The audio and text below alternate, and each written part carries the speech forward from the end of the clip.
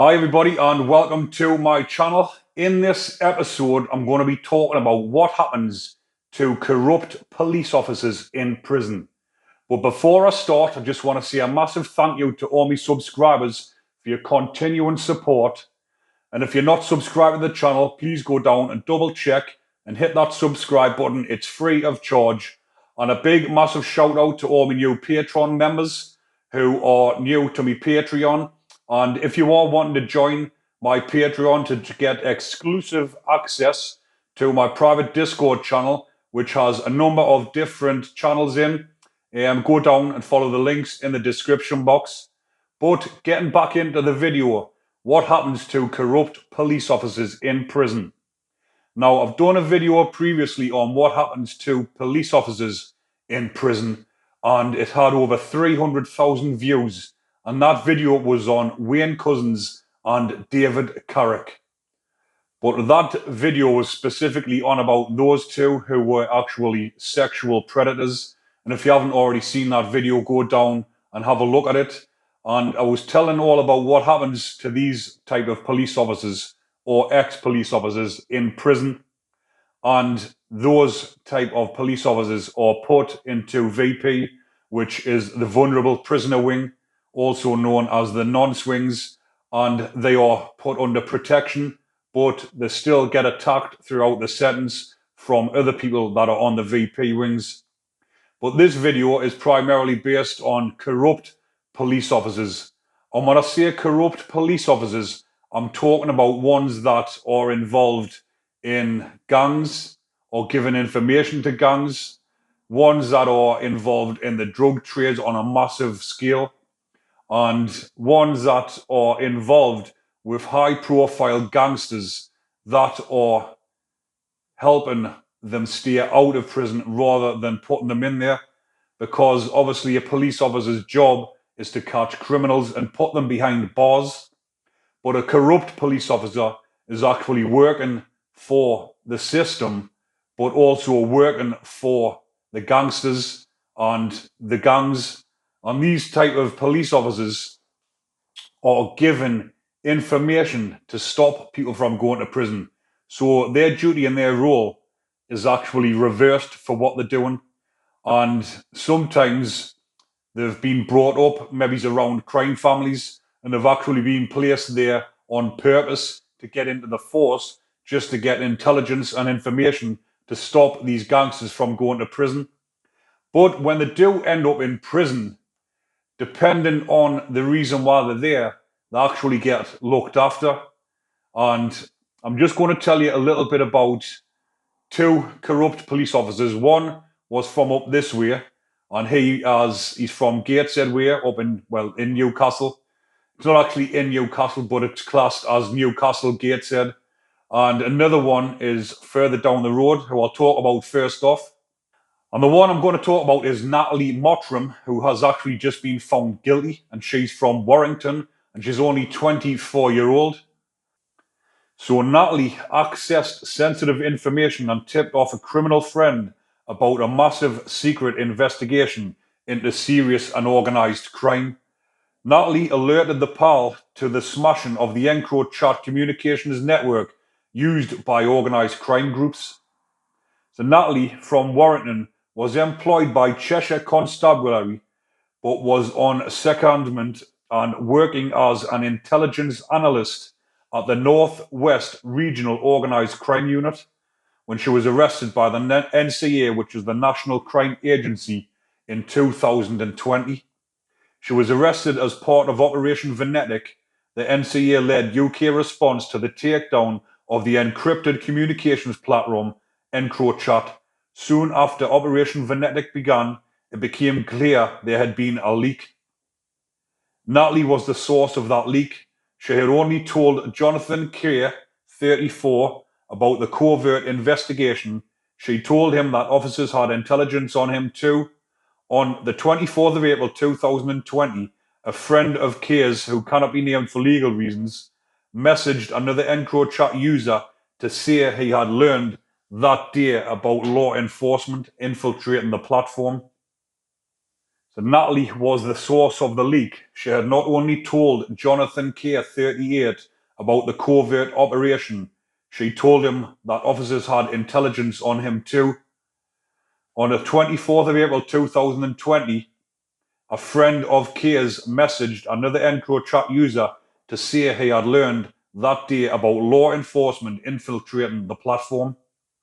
And he messaged a second contact saying, I know a lady who works for the police. This is not hearsay. They can access EncroChat and are using it to intercept. So have your Burns 1 day max and try to avoid giving postcodes over it. Now, Burns refers to the delete time on messages. He added her words was, are you on Encro? I said no, why? I only sell a bit of bud. She said, cool, just giving you a heads up, because NCA now have access, but she wouldn't lie. But when the police knew something was going on and they got on to Natalie, what they'd done was then set her up. When she went into work, they were talking about intelligence. Obviously, this was fake intelligence. So what Natalie done was, when she finished work, the coppers followed her to see where she went, and she went straight to the source of the information and told them everything that had just happened and what she'd heard in the police station. And the NCA investigators had looked into cell site and looked into phones and seen that Jonathan K and Natalie Mottram were in the same house for 2 hours discussing things. So later that day, Natalie and Jonathan K were arrested, and between them, the officers recovered over £200,000 in cash.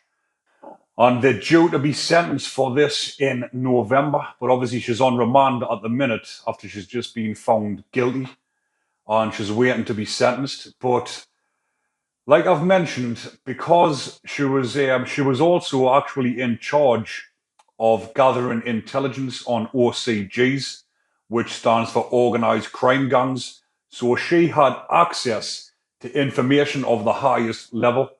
And obviously, when she's in prison, she'll not be getting a hard time from the other inmates, because if she's been involved in OCGs, she's involved with major players, because the NCA, the National Crime Agency, only goes after major players. And if she's involved with people like this, she probably will be getting looked after while she's in prison. So she will, probably be getting a cushy time while she's in there.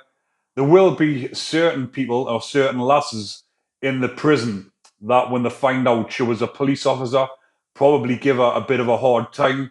But until she sits down and talks to them and tells them the reasons she's in prison and what she was actually doing, she'd probably be getting held and regarded in a bit of a high standard in amongst the inmates, because she was actually keeping people or preventing high major players from going to prison.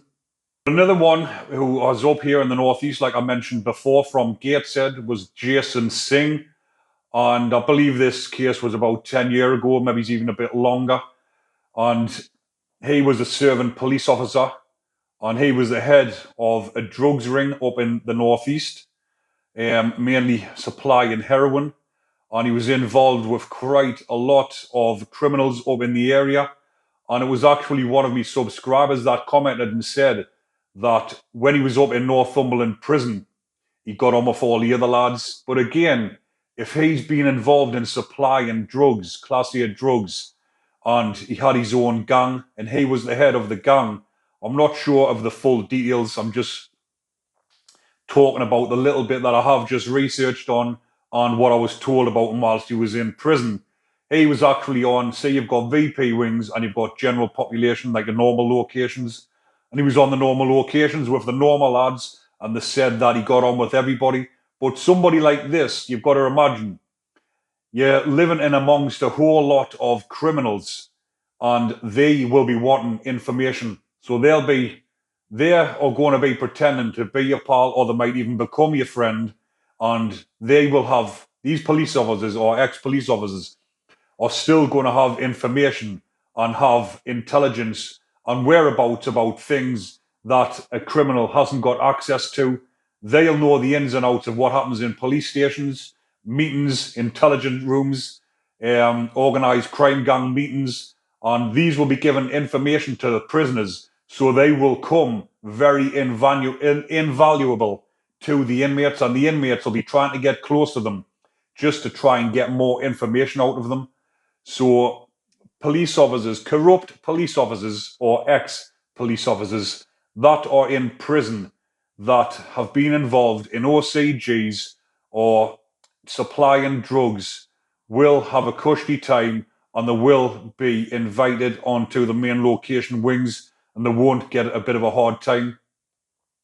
The only time they will come up against it is if throughout their career, before they were doing this, they bump into somebody that they've actually arrested, and they might have been horrible to them in a previous time when they've arrested them or whatever, and they bump into somebody in prison. Then they might come under attack, or they'll have a hard time. Only if, like I've mentioned, if they've given someone a hard time in the past, they will be found out eventually and something will happen to them. But then again, you've got the other side of it where the lads that they were dealing the drugs for or giving the information to will ensure that they're protected whilst they're in prison. So that's what happens to corrupt coppers in prison. But again, when I say corrupt coppers, there's two sides to the corrupt coppers. Like I mentioned at the beginning of the video, it depends on what their offence is. If the corrupt copper is in for sexual offences, he will not be treated kindly in prison. If the corrupt copper is in for giving information to criminals, then he will be given a pass in prison. If you get a corrupt copper that is in for something like drink driving or domestic abuse or something along those lines where they've not actually been involved with criminals on that sort of level, then they're the ones that will also be going on to the VP wings, and they won't be welcomed by the other lads, because there's different types of corrupt coppers, and that is the two differences that I've just mentioned. So I think I've covered just about everything in that video. Again, everybody, hopefully you're enjoying the content, and if you are, go down and hit that button to help me channel grow. Well, keep an eye out for future videos, people. I've got loads coming up. Take care and enjoy the rest of your day.